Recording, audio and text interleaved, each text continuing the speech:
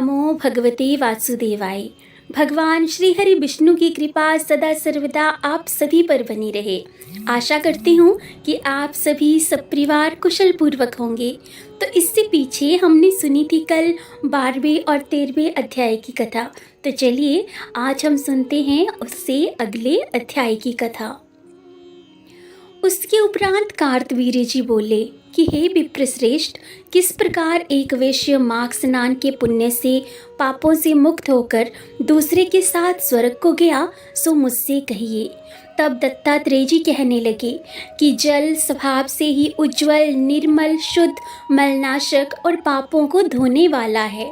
जल सब प्राणियों का पोषण करने वाला है, ऐसा वेदों ने कहा है। मकर के सूर्य माघ मास में गौ के पैर डूबने योग्य जल से भी स्नान करने से मनुष्य को स्वर्ग की प्राप्ति होती है। यदि सारा मास स्नान करने से अशक्त हो तो 3 दिन ही सही, लेकिन स्नान करने से पापों का नाश होता है। जो व्यक्ति थोड़ा ही दान करे वह भी धनी और दीर्घायु होता है। 5 दिन स्नान करने से चंद्रमा के सदृश शोभायमान होता है। इसलिए अपना शुभ चाहने वालों को माघ से बाहर स्नान करना चाहिए। अब मैं तुमसे माघ में स्नान करने वालों के नियम कहता हूँ। अधिक भोजन का उपयोग नहीं करना चाहिए। भूमि पर सोना चाहिए। भगवान की त्रिकाल पूजा करनी चाहिए। ईंधन, वस्त्र, कंबल, जूता, कुमकुम, घृत, तेल, कपास, रुई, वस्त्र तथा अन्न का दान करना चाहिए। दूसरे की अग्नि ना तपें। ब्राह्मणों को भोजन कराएं और उनको दक्षिणा दें तथा एकादशी के नियम से माघ स्नान का उद्यापन करें। भगवान से प्रार्थना करें कि हे प्रभु, इस स्नान का मुझे यथा योग्य फल दीजिए। मौन रहकर मंत्र का उच्चारण करें। उसके उपरांत फिर भगवान का स्मरण करें। जो मनुष्य श्री गंगा जी में माघ मास में स्नान करते हैं वे 4000 युग तक स्वर्ग से नहीं गिरते। जो कोई माघ मास में गंगा और यमुना का स्नान करता है वह प्रतिदिन 1000 कपिला गौ के दान का फल पाता है। तो ये हमने सुनी आज 14वें अध्याय की कथा। इसी के साथ आइए सुन लेते हैं 15वें अध्याय की भी कथा। उसके बाद दत्तात्रेय जी कहने लगे कि हे राजन, प्रजापति ने पापों के नाश के लिए प्रयाग तीर्थ की रचना की। सफ़ेद गंगा जी और काली यानी कि यमुना जी के जल की धारा में स्नान का महात्म्य भली प्रकार से सुनो। जो इस संगम में माघ मास में स्नान करता है वह गर्भ योनि में उसके बाद नहीं आता। भगवान विष्णु की दुर्गम माया माघ में प्रयाग तीर्थ पर सब नष्ट कर देती है।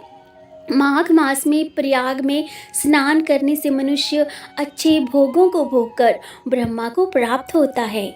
माघ मास तथा मकर के सूर्य में जो प्रयाग में स्नान करता है उसके पुण्यों की गिनती चित्रगुप्त भी नहीं कर सकता।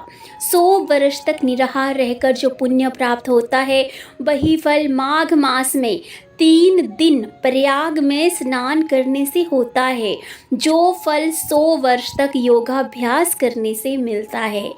जैसे सर्प पुरानी केंचुली को छोड़कर नया रूप ग्रहण कर लेता है, वैसे ही माघ मास के स्नान करने से मनुष्य पापों को छोड़कर स्वर्ग को प्राप्त होता है।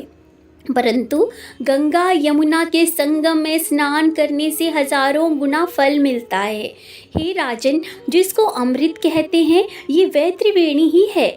ब्रह्मा, शिव, रुद्र, आदित्य, मरुतगण, गंधर्व, लोकपाल, यक्ष, गुह्य, किन्नर, अणिमादि गुणों से सिद्ध तत्वज्ञानी ब्रह्माणी, पार्वती, लक्ष्मी, शची, नैना, दिति, अदिति, संपूर्ण जितनी भी ये सब देव पत्नियां तथा नागों की स्त्रियों, घृतांची, मेनका, उर्वशी, रंभा, तिलोत्तमा, अप्सरा गण और सब पितर, मनुष्य गण कलयुग में गुप्त और सतयुग आदि में प्रत्यक्ष सब देवता माघ मास में स्नान करने के लिए आते हैं। इन दिनों माघ मास में प्रयाग में स्नान करने से जो फल मिलता है वह ईश्वर ही कह सकता है। मनुष्य में कहने की भला कहाँ शक्ति है। हजारों अश्वमेध यज्ञ करने से भी ये फल प्राप्त नहीं होता। पूर्व समय में पूर्व समय में कांचन मालिनी ने इस स्नान का फल राक्षस को दिया था, इससे वे पापी मुक्त हो गया था। तो आज हमने सुना माघ मास का महात्म्य और अध्याय 14 और 15। तो इसी के साथ हम फिर मिलेंगे अगले अध्यायों के साथ। तब तक आप सभी अपना और अपनों का ख्याल रखिए। श्री हरि विष्णु सदा सर्वदा आप सभी का मंगल करें, कल्याण करें। जय श्री हरि विष्णु।